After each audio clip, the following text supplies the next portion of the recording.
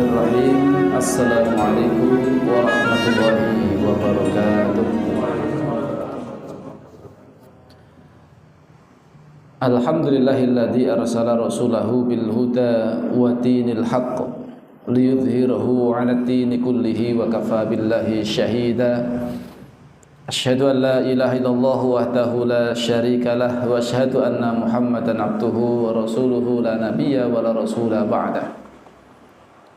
Usikum wa iyaya nafsi bitaqwallah faqad fazal muttaqun haitsu qala ta'ala fi kitabihil karim.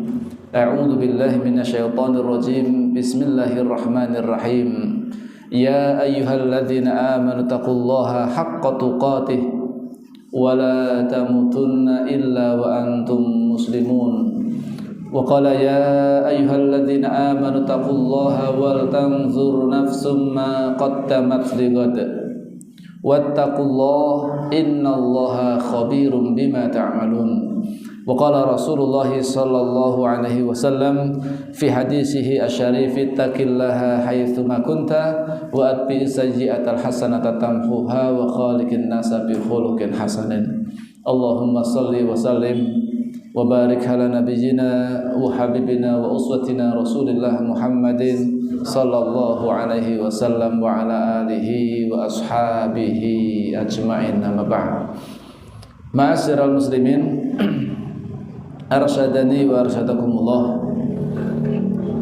Marilah yang pertama kita panjatkan rasa syukur kita kepada Allah Subhanahu wa taala. Alhamdulillah, di kesempatan malam hari ini Allah ringankan kita untuk melaksanakan satu amal soleh, untuk mengerjakan satu amal ibadah ketaatan kita kepada Allah Subhanahu wa taala, yakni menghadiri majelis taklim, menghadiri majelis ilmu, yang mudah-mudahan kita semuanya yang berada di dalam satu majelis ilmu ini betul-betul senantiasa mendapatkan rahmatnya, mendapatkan keberkahannya, dan senantiasa mendapatkan ridho dari Allah Subhanahu wa taala.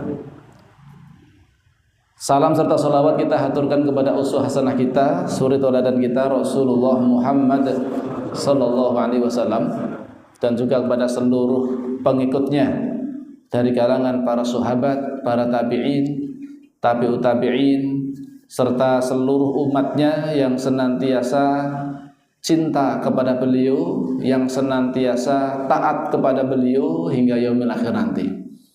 Insyaallah dengan berbekal cinta dan taat kepada Rasulullah sallallahu alaihi wasallam, mudah-mudahan kita termasuk yang Rasulullah sallallahu alaihi wasallam sebutkan dalam hadis beliau, ya, siapapun yang taat kepada Rasul maka pasti dijamin akan masuk surga. Siapa yang mencintai sunnah Nabi, sunnah Rasul, ya, maka dia kelak akan bersama dengan Rasulullah sallallahu alaihi wasallam. Maka modal cinta kepada Rasulullah ini menjadi modal yang sangat penting bagi kita semuanya, ya. Meskipun barangkali amal kita tentunya belum bisa dan tidak mungkin bisa menyamai amalan Rasulullah sallallahu alaihi wasallam. Tapi dengan bermodalkan kita cinta kepada beliau, mengikuti sunnah-sunnah beliau, ini kita punya harapan. Mudah-mudahan kita termasuk orang-orang yang kelak akan bisa membersamai Rasulullah Muhammad SAW di jannahnya Allah Subhanahu wa ta'ala. Amin Allahumma amin. Salam serta sholawat, ya, kita senantiasa haturkan kepada Rasulullah SAW, karena kita meyakini bahwasanya di dalam hadis beliau Rasul menyebutkan inna lillahi malaikatan sayahina fil ardi yuballighuni min ummati assalam.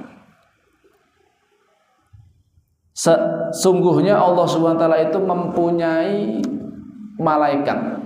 Inna lillahi malaikatan. Sesungguhnya Allah itu mempunyai malaikat-malaikat sayahina fil ardi, yang mereka itu senantiasa berkeliling-keliling di muka bumi. Untuk apa tugasnya? tugasnya mereka khusus, yaitu yuballighuni min ummati salam, yaitu menyampaikan salam dari umatku, umatnya Rasulullah yang mengucapkan salam dan sholawat kepada beliau dimanapun kita berada, meskipun kita ada di Sambi dan Rasul berbaring di Madinah, di Masjid Nabawi sana, ya. Itu ada malaikat yang senantiasa menyampaikan salam dan sholawat kita kepada beliau, dan derajat di sini adalah termasuk hadis yang makbul, yang bisa diterima, dijadikan hujjah. Sehingga ini menjadikan kita itu semakin besar rasa cinta kita, semakin menjadikan kita termotivasi untuk banyak membaca salam dan sholawat kita kepada Nabi kita Sallallahu Alaihi Wasallam. Dan itu pun bagian dari bukti kalau kita itu cinta kepada Rasulullah Sallallahu Alaihi Wasallam. Karena orang yang cinta itu mencintai seseorang, pasti dia akan sering menyebut-nyebutnya, sering untuk mendoakan kebaikan untuknya, ya, dan seterusnya. Nah, kita umatnya Rasulullah, tentunya kalau kita mengaku cinta sama Rasul, ya, kita juga tentunya diantara indikasinya adalah banyak membaca sholawat kepada beliau Sallallahu Alaihi Wasallam. Ma'asyiral muslimin arsyadani syukurullah. Kita lanjutkan untuk kajian kita di malam hari ini, masih melanjutkan kaitan dengan tema alam barzakh, ya, nikmat kubur dan juga azab kubur. Kemarin kita sudah sampai pada pasal, jika ada orang yang berkata atau bertanya, sesungguhnya kami pernah membongkar kuburan. Kami pernah membongkar kuburan, akan tapi kami tidak mendapati malaikat yang buta atau tuli yang memukuli orang-orang yang sudah meninggal dengan palu-palu dari besi dan api yang menyala-nyala. Endi? Faktanya renek. Faktanya nggak ada. Ketika kita bongkar kuburan, ya sudah adanya tulang belulang dan segala macamnya. Ya, ada barangkali orang-orang yang ateis, orang-orang nggak beriman akan menyanggah dengan seperti itu ketika ada berita-berita informasi terkait dengan nikmat kubur ataupun azab kubur. Ya. Maka kemarin sudah kita sampaikan dua jawaban diantaranya. Ya. Yang pertama adalah Allah Subhanahu Wa Taala membagi alam itu menjadi tiga macam. Yang pertama alam dunia. Ya. Tentunya tidak menafikan nanti ada alam kandungan dan alam sebelum kandungan, ya. Cuma di sini adalah alam dunia. Kemudian selanjutnya adalah alam barzakh, yaitu antara dunia dengan akhirat itu ada pembatas. Nah, batasannya itu adalah alam barzakh, ya, alam barzakh ini. Kemudian baru alam akhirat. Dia telah membuat ketentuan-ketentuan khusus bagi masing-masing alam. Jadi jangan disamakan dengan alam barzakh itu seperti alam dunia. Ketika ada yang disiksa atau mendapatkan nikmat kubur atau yang mendapatkan azab kubur di dalamnya, jangan kemudian dipahami harus bisa dilihat dengan mata kita. Oh, itu sedang disiksa. Memang terkadang Allah SWT menampakkan, ya, sedikit aja, ya, nggak banyak gitu deh. Menampakkan kadang kejadian-kejadian yang di luar nalar, kadang-kadang begitu, ya, di luar akal manusia. Ya, ada kejadian mayat baru dimakamkan sebentar, tapi sudah mukanya sudah penyok-penyok dan segala macamnya, kayak mendapatkan siksa, ya, yang sangat pedih dan segala macamnya, ya. Kadang-kadang mungkin dinampakkan untuk apa? Untuk ibroh, untuk pelajaran bagi orang yang beriman biar semakin beriman, gitu loh. Cuma tidak mesti semuanya dinampakkan begitu, gitu. Karena kalau dinampakkan semua begitu, ya tentunya banyak orang yang pasti akan beriman, gitu. Oleh karena itu hikmahnya mengapa kemudian itu adalah tidak dinampakkan, ya, itu untuk ujian juga bagi kita. Siapa yang betul iman dan siapa yang tidak beriman. Sebab kalau dinampakkan, orang kalau disiksa kubur kelihatan, misalkan, ya semuanya iman akhirnya, ya kan? Kalau tahu, wah ini karena berbuat zina nanti disiksa di kuburnya begini, ya, dibakar dengan api misalkan begitu. Ya. Nah, kalau itu betul langsung kelihatan begitu, ya semuanya beriman. Ya. Maka di sini dunia itu ada sebagai tempat untuk ujian bagi kita semuanya, apakah kita iman atau enggak. Itulah kemudian rahasianya, ada ketentuan masing-masing antara alam itu, tidak sama. Alam dunia punya ketentuan sendiri, alam barzakh ada ketentuan sendiri, alam akhirat nanti juga punya ketentuan sendiri. Yang kedua, Allah SWT menjadikan masalah akhirat dan apa saja yang berkaitan dengannya itu bersifat gaib. Ya. Sifatnya gaib alias tidak bisa kita indra dengan panca indera kita. Entah kita dengar, entah kita lihat, entah kita rasakan, ya. Tidak bisa karena itu sesuatu yang gaib. Akan tapi sekali lagi kadang-kadang Allah itu kalau berkehendak bisa saja ingin menampakkan, ingin memperlihatkan sebagaimana Rasulullah SAW dapat mendengar, diperdengarkan oleh Allah tentang orang yang disiksa, bisa tahu, ya, dalam hadis-hadis beliau, ya. Beliau dikasih tahu, ya. Itu diantaranya Allah ingin menyampaikan itu, ya, untuk memperkuat keimanan seseorang. Karena semuanya bersifat gaib dan tidak bisa diindra oleh manusia yang hidup di dunia, ya. Dan ini semuanya adalah terkait dengan kebijaksanaan Allah Subhanahu wa taala dengan hikmahnya yang luar biasa, yang sempurna, agar bisa dibedakan antara orang-orang yang beriman dengan orang-orang yang tidak beriman kepada sesuatu yang gaib, ya. Makanya iman kepada perkara gaib itu perkara yang sangat penting, ya, dalam iman kita sebagai seorang muslim, mempunyai kedudukan yang sangat penting, ya, iman kepada sesuatu yang gaib, ya. Karena emang rukun iman itu semuanya adalah gaib, Pak. Karena iman dalam hati, keyakinan kita mencakup sesuatu yang gaib, ya.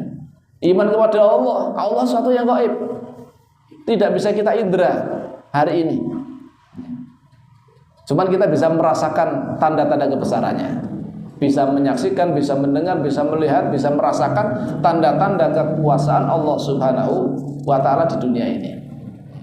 Malaikat kita nggak bisa melihat malaikat, juga perkara gaib. Kitab-kitab Allah, dari mana kita bisa meyakini Al-Quran betul-betul itu diturunkan dari Allah kepada nabinya melalui perantaran malaikat Jibril, itu juga perkara gaib, ya kan? Kemudian Rasul menyampaikan kepada para sahabat dihafalkan di dada-dada mereka, kemudian sebagian ditulis, ya, kemudian dikumpulkan tulisan-tulisan itu, kemudian disusun menjadi mushaf yang kita baca sampai hari ini. Dari mana kemudian kita meyakini itu ada betul-betul dari Allah, kan gitu? Cuman berdasarkan dari keimanan kita, berdasarkan dari apa istilahnya, kebenaran, bukti otentik tentang benarnya isi kandungan Al-Quran, maka menjadikan kita itu yakin betul-betul Al-Quran itu kalamullah, firman Allah Subhanahu wa ta'ala. Termasuk iman kepada para rasul, itu juga risalah dari Allah kepada para rasul, itu juga perkara gaib. Rasulnya bukan gaib, rasulnya, nabinya bukan gaib, tapi risalahnya. Dari mana kita bisa mengetahui Rasulullah itu betul-betul memang utusannya Allah? Itu juga perkara risalahnya, itu juga perkara yang gaib. Iman kepada hari akhir jelas gaib, kita belum masukinya, ya kan? Iman kepada takdir, kita nggak ada yang tahu sama sekali takdir kita. Bahkan setelah maghrib kita nanti mau kemana, mau ngapain, kita nggak ngerti juga, belum tahu, karena belum terjadi. Kalau sudah kelewatan, sudah terjadi, itu baru bisa kita ketahui, oh itu takdir, ya. Maka diantara kita bersyukur hari ini Allah takdirkan kita duduk di sini. Itu bagian dari takdir kita hari ini. Alhamdulillah dimudahkan untuk melaksanakan amal soleh, amal ketaatan kepada Allah Subhanahu wa taala. Itu yang kedua. Kemudian yang ketiga, api dan tumbuh-tumbuhan hijau yang ada di dalam kubur itu tidak sama dengan api dan tanaman hijau yang ada di dunia. Jangan kemudian dibayangkan apinya kayak api yang di dunia, atau tanamannya mirip-mirip dengan tanaman dengan di dunia. Tentunya itu berbeda, ketentuannya pun juga sudah berbeda masalahnya. Keduanya tidak bisa dilihat sebagaimana orang melihat api dan tumbuhan di dunia. Alamnya sudah berbeda kok, itu termasuk alam gaib, ya.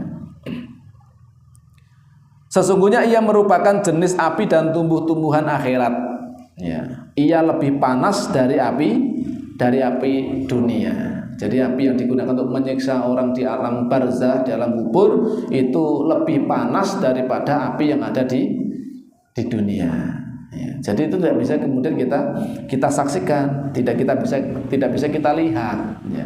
Bahkan yang hebat lagi juga, yang menakjubkan, ketika dua orang yang dikubur berdampingan, salah satunya di dalam kubangan neraka alias dia diazab, sedangkan yang lainnya itu di taman-taman surga alias dia mendapatkan nikmat kubur, itu tidak saling terganggu satu sama lainnya, Pak. Ya. Rasa panasnya itu tidak sampai kepada tetangganya yang dimakamkan di sebelahnya, bahkan ketika bareng sekalipun. Ya. Misalkan dikuburkan massal, ada kuburan massal, ya. Kemudian dimasukkan dalam kuburan itu, ada yang disiksa, ada yang mendapatkan nikmat, ya. Itu tidak saling terganggu, Pak. Satu sama lain tidak terganggu. Ya, inilah hal yang sangat menakjubkan dari kekuasaan Allah Subhanahu wa taala, tidak menjadikan walaupun jasadnya jejer sekalipun, ketika satu mendapatkan nikmat, satunya mendapatkan azab, itu tidak saling terganggu, Pak. Yang dapat nikmatnya dia merasakan nikmatnya, ya. Kemudian yang mendapatkan siksa dia merasakan siksanya itu, ya. Dan kemudian tidak bekas panasnya itu, siksanya itu juga tidak kemudian mengganggu atau kemudian menjadikan gerah yang di sampingnya, enggak. Maka jangan disamakan sebagaimana ketika kita di dunia. Kalau ada orang yang kemudian apa istilahnya, satunya di tempat yang sejuk, satunya di tempat yang panas, mungkin barangkali akan ada pengaruh gitu kalau sampingan jejerkan gitu ya. Tapi kalau di akhirat tidak saling mengganggu. Itulah kekuasaan Allah Subhanahu wa taala yang sangat luar biasa. Kok bisa begitu, Ustaz? Ya. Ya, ini gambaran ketika kita di dunia lah ya. Barangkali biar ini ada agak gambaran sedikit ya, biar masuk di akal kita itu. Kok bisa begitu ya? Ada dua orang tidur bersebelahan, sama-sama mimpi. Satunya mimpi dikejar mak lampir, dikejar mak lampir. Ketakutan apa ya? Ketakutan. Satunya bermimpi mendapatkan nikmatan, ya. Dikasih buah-buahan di tempat yang sejuk, yang indah gitu kan, ya. Yang satunya mendapatkan mimpi yang bagus, yang mimpi yang baik. Satunya lagi mendapatkan mimpi yang buruk. Itu tidak saling terganggu, Pak, satu sama lainnya itu. Ya, saling masing-masing merasakan sendiri-sendiri. Yang mimpi buruk ya dia merasakan mimpi buruknya kejar-kejar sampai ngos-ngosan, gitu ya. Yang dapatnya nikmat, senyum, nggak terganggu sama yang mimpi buruk di sampingnya itu. Itu di dunia, Pak. Orang yang sedang mimpi. Di akhirat itu, di dalam barzah itu, satunya meskipun disiksa itu tidak menjadikan sampingnya yang barangkali mendapat nikmat itu terganggu. Itu hal yang sangat menakjubkan dari kekuasaan Allah Subhanahu wa taala. Dan Allah kalau sudah ingin menghendaki sesuatu itu terjadi. Mudah bagi Allah Subhanahu wa taala. Contohnya itu adalah mimpi tadi, nah itu mudah sekali di dunia. Bisa kita masukkan dalam akal kita. Sama-sama tidurnya bareng, satunya mimpi buruk, satunya mimpi indah. Ya, tidak saling terganggu satu sama lainnya.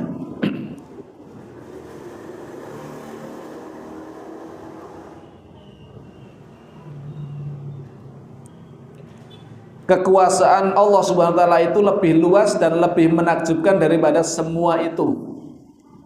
Dia telah memperlihatkan kepada kita tanda-tanda kekuasaannya yang lebih menakjubkan dari semua itu di dunia ini.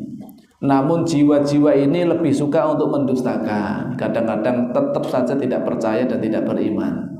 Padahal sudah banyak ya tanda-tanda kekuasaan Allah yang dinampakkan di muka bumi. Tapi itu tidak menjadikan pelajaran bagaimana suatu desa, suatu kampung yang berbuat kerusakan di muka bumi, berbuat maksiat luar biasa. Padahal kampung itu ya mereka hidupnya makmur, tanah mereka itu subur, makmur, tapi malah digunakan untuk maksiat pada Allah. Maka kekuasaan Allah pun terjadi, ya Allah kemudian timpakan apa istilahnya puncak gunung, puncak bukit itu ya, kemudian tiba-tiba terangkat, kemudian ditimpakan kepada kampung tersebut yang tadinya berada di lembah kemudian menjadi gundukan, tertimbun semuanya. Itulah kekuasaan Allah SWT. Kok bisa seperti lompat itu, padahal melewati ada bukit yang mesti dilalui, tapi ternyata kok malah melempati dan menimpa pemukiman tersebut. Ini menjadi pelajaran. Itu salah satu contoh yang pada masa lalu sudah banyak terjadi. Tapi kadang-kadang hati kita itu lalai sehingga apa? Ya, tidak bisa mengambil ibrah, tidak bisa mengambil pelajaran dari setiap kejadian yang ada. Bagaimana umat-umat terdahulu dibinasakan oleh Allah Subhanahu wa taala, tidak menjadikan jiwa kita itu juga merasa takut. Masih juga mendustakan, nggak percaya. Itulah tabiat manusia itu kadang-kadang kalau nggak melihat nyata, real di depan matanya itu kadang-kadang tidak percaya, nggak yakin. Maka bersyukurlah menjadi orang-orang yang beriman. Ya. Allah masukkan ke dalam hati kita keyakinan, keimanan tentang itu semuanya. Ini adalah merupakan nikmat yang besar, Pak. Ya. Bukan karena hebatnya kita, bukan karena pinternya kita, bukan karena apa istilahnya, karena kitanya itu bukan. Tapi itu semuanya adalah karunia dan nikmat dari Allah semata. Maka bersyukurlah ketika kita itu mendapatkan nikmat iman seperti itu bersyukur. Karena itu sekali lagi adalah nikmat dari Allah, bukan karena hebatnya kita. Walakinallaha habbaba ilaikumul iman wa zayyanahu fi qulubikum wa karraha ilaikumul kufra wal fusuqa wal isyan ulaika humur rasyidun fadlan minallahi wa ni'mah. Itu karunia dan nikmat dari Allah Subhanahu wa taala. Allah yang menjadikan iman itu, ya, menjadikan kita itu cinta kepada keimanan, kemudian menghiasi iman terasa indah dalam hati kita. Allah juga yang menjadikan hati kita itu benci dengan kekafiran, kefasikan, kemaksiatan, ya. Dan itu adalah merupakan tanda-tanda kalau Allah itu memberikan hidayah kepada kita. Allah memberikan hati kita itu condong dengan keimanan, senang dengan keimanan, amal soleh, diringankan untuk menghadiri majelis ta'lim. Ini bagian nikmat dan karunia dari Allah yang sangat luar biasa, mesti kita syukuri. Ma'asyiral muslimin arsyadani wasakumullah. Nah, selanjutnya apa yang mengakibatkan penghuni kubur itu disiksa? Apa yang menjadikan orang yang di alam kubur itu kemudian mendapatkan azab kubur? Jawabannya itu terdiri dari dua segi. Satu secara global dan satunya secara rinci. Secara global berarti ya nanti amal-amal secara global, ya. Tapi kalau secara rinci nanti amal-amal apa saja yang itu menjadikan orang disiksa di alam kubur, ya. Melalui hadis-hadis Rasulullah Shallallahu Alaihi Wasallam. Secara global mereka disiksa karena kebodohan mereka tentang Allah. Ketika ditanya man rabbuka, siapa Tuhanmu? Jawabannya apa? Anala adri, aku tidak tahu, ya. Saya nggak tahu, nggak kenal. Ini karena kebodohan seseorang kepada Allah SWT, sehingga mereka pun mengabaikan terhadap perintah-perintahnya dan berani berbuat maksiat kepada Allah SWT karena nggak kenal dengan Rabb-nya. Tidak mengenal kepada Allah SWT menjadikan dia nggak mungkin akan bisa cinta sama Allah. Kalau nggak cinta sama Allah, nggak mungkin dia akan taat sama Allah. Nggak kenal kok, nggak cinta kok, mau suruh taat, ya. Maka perkara yang sangat penting dalam perkara iman kita itulah yang pertama kali harus kita lakukan adalah ma'rifatullah, mengenal Allah, kenal dengan pencipta kita. Nah, kalau nggak kenal, bagaimana kita mau cinta kepada Allah? Padahal dikatakan oleh Allah dalam Al-Quran, walladzina amanu asyaddu hubban lillah. Adapun orang-orang yang beriman sangat besar cintanya kepada Allah. Lah kok bisa sangat besar cintanya sama Allah? Karena dia ma'rifat kepada Allah, kenal kepada Allah. Dengan kenalnya itu menjadikan melahirkan keyakinan. Ilmu itu akan melahirkan keyakinan. Nah, keyakinan inilah iman itu dalam hati kita itu. Ya dari ilmu, mengetahui, belajar dulu, membaca ayat-ayat Allah, kita baca kemudian hadis-hadis Nabi kita Sallallahu Alaihi Wasallam, kita baca ayat-ayat Allah yang terhampar di muka bumi ini, tanda-tanda kebesaran kekuasaannya kita lihat, kita renungkan itu semuanya, kita akan menjumpai kemahabesaran, kemahakuasaan dari Allah Subhanahu wa taala yang sungguh menakjubkan, yang sungguh luar biasa. Itu ma'rifatullah, itu sangat penting sekali. Lah, orang akan disiksa itu ketika nggak kenal dengan penciptanya. Nah, kalau nggak kenal ya dia nggak kenal dengan syariatnya, dia nggak akan taat kepada perintahnya. Kenapa kamu kok nggak mau sholat? Ya, nggak mau aja, malas sholat. Ya.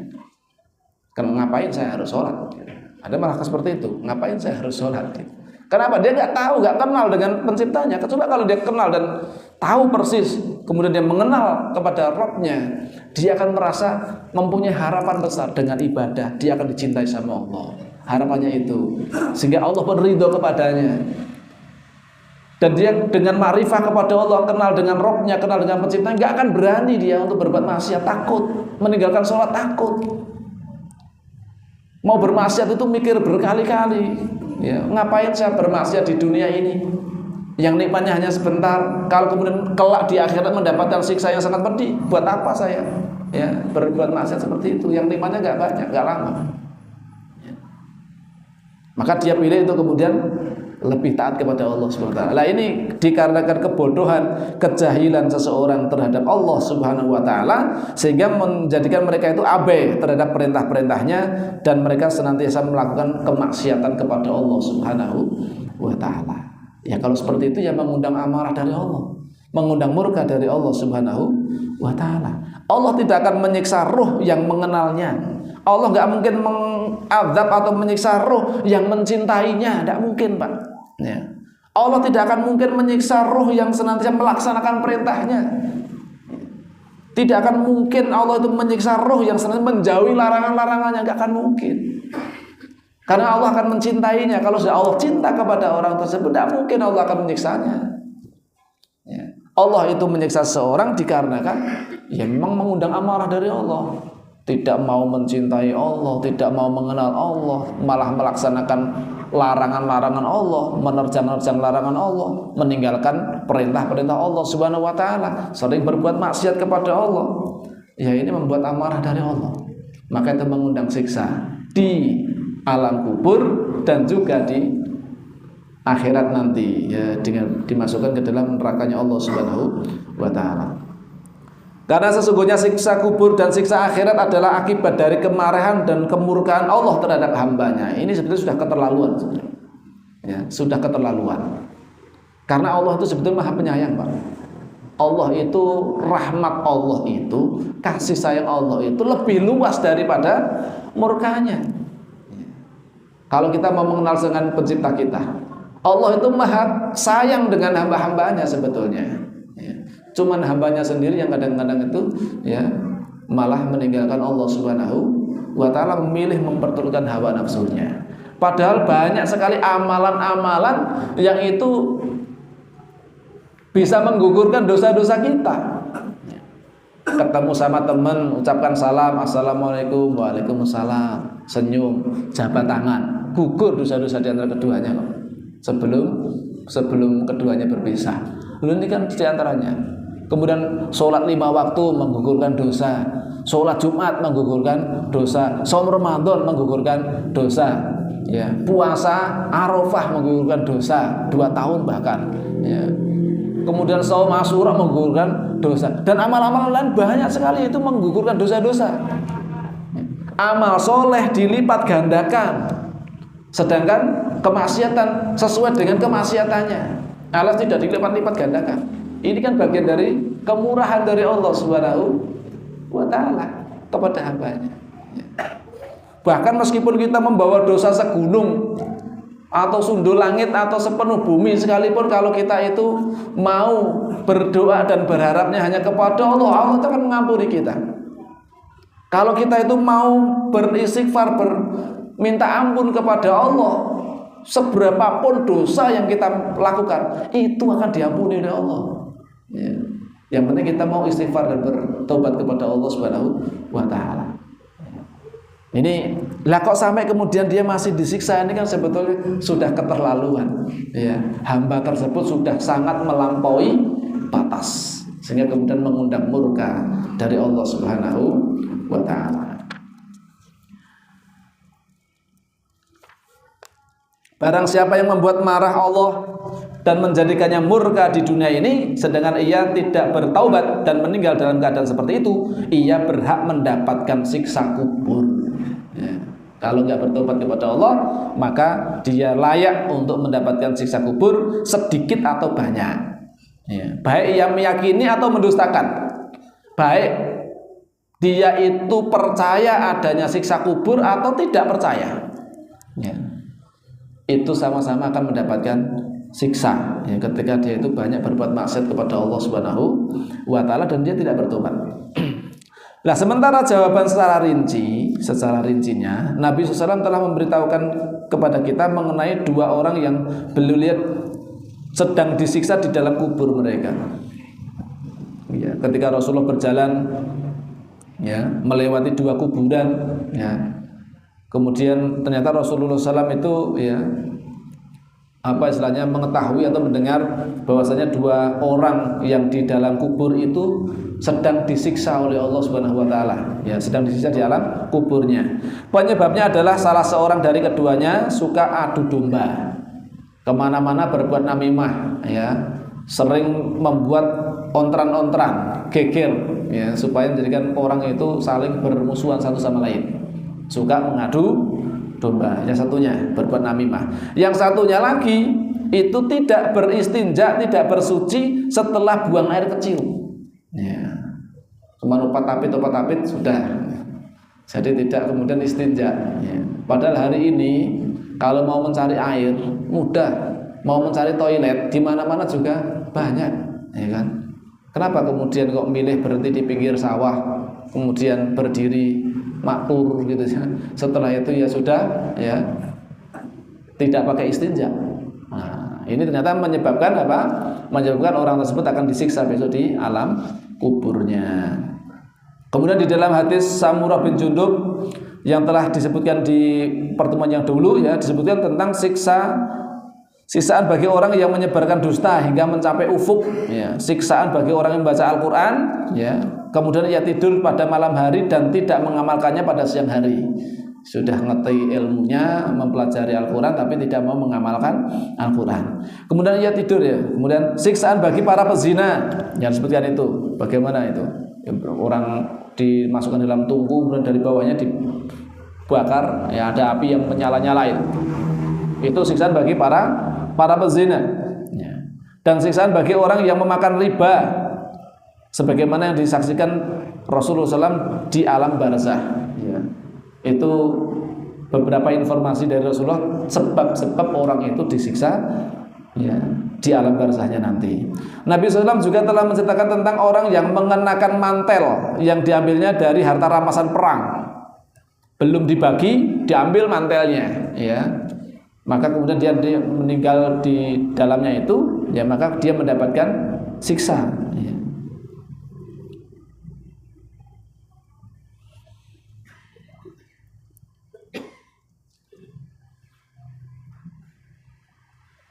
Ketika mayoritas manusia itu terjerumus dalam sebab-sebab yang mengakibatkan mereka mendapat siksa kubur, maka mayoritas penghuni kubur akan mendapatkan siksa. Sedangkan orang yang beruntung dan selamat dari siksa kubur hanyalah sedikit, ketika mayoritas manusia banyak yang melaksanakan sebab-sebab dosa-dosa yang bisa menyebabkan mereka itu disiksa di alam kuburnya. Itu di antara sebab-sebab yang menjadikan orang itu akan mendapatkan siksa, ya, di alam kuburnya nanti. Jadi jawabannya ada dua, yaitu secara global dan secara rinci. Secara rinci berarti disebutkan ada dosa-dosa yang memang itu diancam dengan adanya azab di alam kuburnya. Kemudian bagaimana agar bisa selamat dari siksa kubur? Ya. Bagaimana supaya kita itu selamat dari siksa kubur? Ya, ini insya Allah materi yang terakhir untuk kajian tentang alam barzah. Bagaimana agar kita bisa selamat dari siksa kubur? Jawabannya juga ada jawaban secara global, ya, dan juga secara rinci. Apa secara globalnya? Yang bisa menyelamatkan dari siksa kubur ialah menjauhi segala hal yang menyebabkannya mendapat siksa kubur. Kalau zina menyebabkan orang bisa disiksa, ya jangan berzina. Kalau makan riba bisa menyebabkan orang disiksa di kuburnya, ya jangan makan riba. Kalau adu domba bisa menyebabkan orang disiksa di alam kubur, ya jangan adu domba, ya. Kalau kencing tidak istinja itu juga bisa menyebabkan orang disiksa di alam kubur, ya jangan melakukan itu. Intinya meninggalkan itu semuanya, ya, perkara-perkara yang bisa menyebabkan orang disiksa di alam kuburnya. Dan di antara yang paling berguna adalah hendaknya seseorang duduk sejenak sebelum berangkat tidur. Ini penting ya. Jadi kita itu renung sejenak sebentar ya. Ketika kita menjelang tidur kita itu coba kita hitung-hitung. Itu namanya muhasabah. Dari saya bangun tidur tadi pagi, dicek bangunnya subuhnya kesiangan atau enggak ya. Dicek dulu. Mulai itu setelah subuh apa yang dikerjakan. Terus ya, sampai siang itu apa yang dikerjakan, sampai sore, sampai mau tidur lagi. Aktivitas sehari itu apa coba yang dilakukan? Apakah amal yang positif atau negatif? Atau amal yang sia-sia banyaknya? Nah, itu penting, Pak. Ya. Supaya kita itu kalau sudah muhasabah kan akhirnya menemukan, oh ya Allah, saya tadi itu subuhnya karipan, kerinan, goro-goro nek bengi nonton bal-balan. Piala Eropa sampai larut malam, subuhnya malah telat misalnya gitu. Nah, besok supaya tidak begitu lagi bagaimana caranya? Kan gitu mestinya. Mengambil pelajaran ya. Nah, duduk sebentar alias merenungkan sejenak sebelum tidur. Untuk mengintrospeksi kerugian apa yang telah ia peroleh dan keuntungan apa yang telah ia dapatkan pada hari itu. Nah, itu penting, Pak. Jadi jangan timbang-timbang sendiri. Hasibu anfusakum qabla an tuhasabu. Ya, kata Umar bin Khattab. Hitung-hitunglah amalmu sendiri sebelum kelak kamu akan dihitung-hitung amalmu itu. Ya, biar kita itu bisa mengetahui, oh ya Allah, subuhnya gimana, saat tadi malam qiyamul lail atau enggak, salat witir atau enggak, salat fajar atau enggak, subuhnya jamaah atau tidak, ya kan, duha atau enggak, saat tadi itu amal soleh atau enggak, membaca Quran atau tidak, ya, qobliyahnya, ba'diyahnya saya lakukan atau tidak, tadi ada jamaahnya yang bolong atau tidak, tadi masbuk atau tidak, itu penting, Pak. Saat tadi itu lisan saya mengatakan apa saja ya. Oh, lisan saya tadi pernah misuh-misuh misalkan gitu lah. Itu kan ketahuan. Oh ya Allah, tadi pagi saya misuh-misuh nopo ya, misuh-misuh. Matanya diintrospeksi, saya tadi memandang apa aja ya seharian ini. Padahal udah banyak memandang kemana-mana tadi itu. Ya, untuk melihat apa aja lisannya dan segala macamnya lah. Itu kalau kita introspeksi, masya Allah, itu sangat bermanfaat sekali. Ya, sebelum tidur itu. Setelah itu ia memperbarui taubat yang tulus atas kesalahan yang dia lakukan terhadap Allah SWT. Lantas ia tidur dalam keadaan telah bertobat dan bertekad untuk tidak kembali melakukan dosa setelah bangun. Nah, itu penting, Pak. Kalau ketahuan, ya Allah, tadi itu saya itu karena emosi misu-misu misalnya, marah-marah, muring-muring sakar dewi. Ya Allah, astagfirullahaladzim. Ya Allah, aku bertobat ya Allah. Ya. Sebelum tidur itu bertobat gitu. Sudah istighfar pada Allah, bertobat kepada Allah SWT sehingga tidur itu nyaman, tenang. Ya, enggak khawatir nanti kalau bangun itu sudah ya dalam kondisi diampuni oleh Allah gitu. Itu kan nyaman kita. Ketika qadarullah barangkali kita diwafatkan ketika tidur ini kan kita sudah insya Allah tidur dalam keadaan husnul khatimah gitu loh. Apalagi ya didahului dengan doa dan seterusnya. Ia melakukan semua ini setiap malam. Jika ia meninggal pada malam itu, ia meninggal dalam keadaan bertobat, ya kan? Kalau sebelum tidur tobat, sebelum tidur tobat. Ini kan setiap hari berarti tidur terus, apa tobat terus, Pak. Insya Allah dia akan husnul khatimah. Nah, coba ini kalau bisa kita lakukan, luar biasa. Jika ia bangun tidur, ia akan bangun dalam keadaan siap untuk bekerja dengan gembira karena ajalnya ditunda. Ya, maka doanya bangun tidur apa? Alhamdulillahilladzi ahyana ba'da ma amatana wa ilaihin nusyur. Nah, itu kan sebagai ungkapan syukur kita telah diberikan bangun, maka siap untuk beramal soleh lagi, kan gitu kan. Nanti malam renungan lagi, tobat lagi, istighfar lagi, bangun tidur riang gembira lagi, ya, semangat untuk beramal soleh dan seterusnya. Ya. Itu secara globalnya begitu ya. Secara rinci jawabannya seperti yang ditetapkan dalam hadis-hadis Rasulullah SAW tentang hal-hal yang bisa menyelamatkan seorang dari siksa kubur. Di antaranya hadis yang diceritakan oleh Salman Al-Farisi radhiyallahu anhu, ia berkata, Rasulullah SAW bersabda, ribatu yaumin wa lailatin khairun min siyami syahrin wa qiyamihi wa in mata jaro alaihi amaluhu alladhi kana ya'maluhu wa ujri alaihi rizquhu wa aminal fattan. Berribat, ribat itu jaga-jaga, ya, berjaga-jaga di medan jihad sehari semalam lebih baik daripada berpuasa, ya, ditambah qiyamul lail selama sebulan. Satu hari ribat di jalan Allah, jaga di perbatasan, ya. Di sana ada musuh, di sini barisan kaum muslimin. Jaga di tengah-tengahnya nih, menjaga perbatasan kaum muslimin. Itu ribat lah. Ya, seperti di Gaza hari ini misalnya seperti itu. Satu hari aja mereka ribat, itu jauh lebih baik daripada orang yang berpuasa dan qiyamul lail selama 1 bulan. Ya. Jika seorang gugur karenanya, maka pahala semua amal soleh yang dikerjakannya akan mengalir terus. Mengalir terus pahalanya, Masya Allah. Rizkinya juga akan mengalir terus, dan ia akan diamankan dari siksa kubur. Nah ini ribat di jalan Allah bisa menjadikan orang itu terbebas dari siksa kubur. Kemudian dalam hadis yang lain dari Fadhalah bin Ubaid bahwa Rasulullah SAW bersabda, kullu mayitin yuhtamu ala amalihi illa alladhi mata murabiton fi sabilillah fa innahu yunma lahu amaluhu ila yaumil qiyamah wa ya'manu min fitnatil qabri. Setiap orang yang meninggal akan ditutup pahala amalnya. Pahalanya akan ditutup. Kecuali orang yang meninggal dalam keadaan ribat di jalan Allah. Nah, kalau orang yang lain selain orang yang ribat terputus sudah, putus, tutup, ya.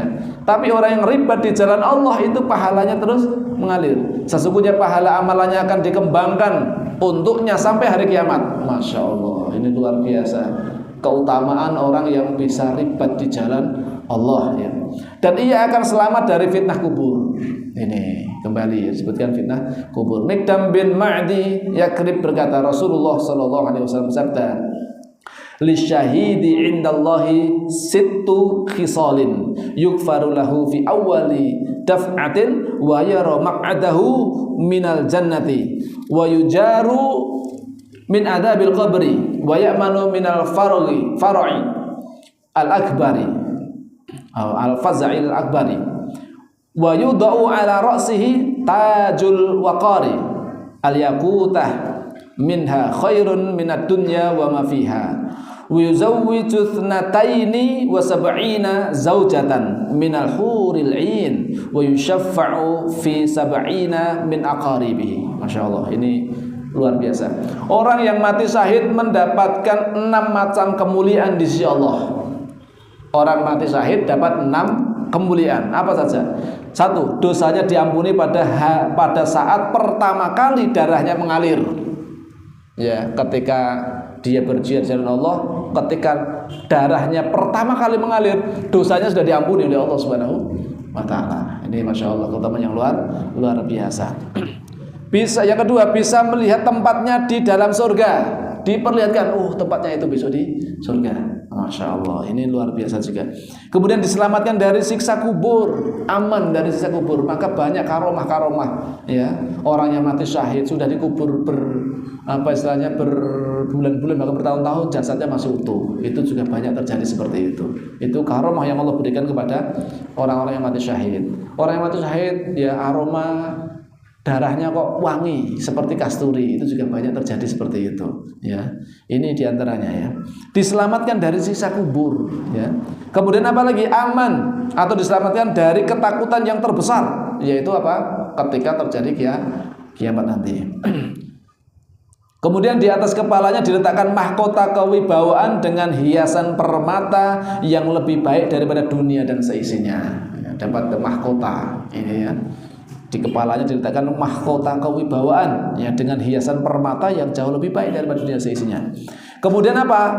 Dinikahkan dengan 70 bidadari. Masya Allah, bidadari itu jangan bisa bayangkan bagaimana cantik ceritanya para bidadari. Bukan hanya 1, ya, 72 bidadari. Masya Allah, ya. Ini orang yang mati syahid dan bisa memintakan syafaat untuk 70 anggota keluarganya. Ini keutamaan orang yang mati syahid itu bisa mendapatkan keutamaan, yaitu memberi syafaat pada orang yang 70 anggota keluarganya. Yang terakhir, Ibnu Qayyim rahimahullah berkata, Abu Umar bin Abdul Bar berkata, sungguh benar apa yang ditetapkan Rasulullah SAW dalam sabdanya. Sesungguhnya surat yang terdiri dari 30 ayat dapat memberikan syafaat bagi orang yang membacanya hingga ia diampuni, yaitu surah Al-Mulk. Tabarakalladzi biyadihil mulku.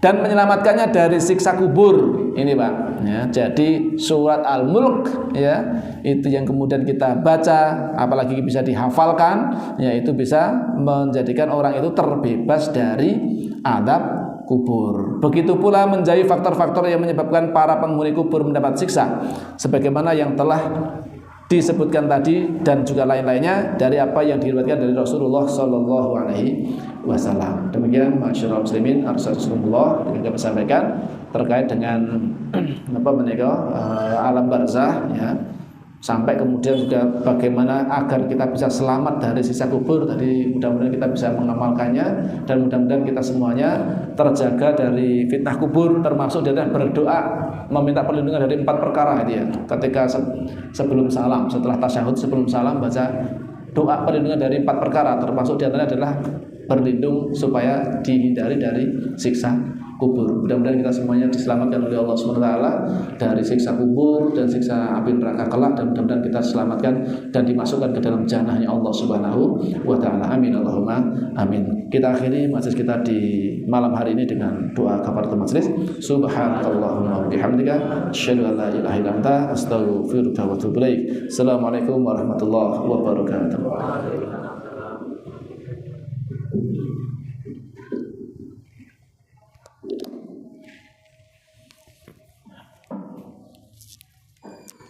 Allah Akbar, Allah Akbar,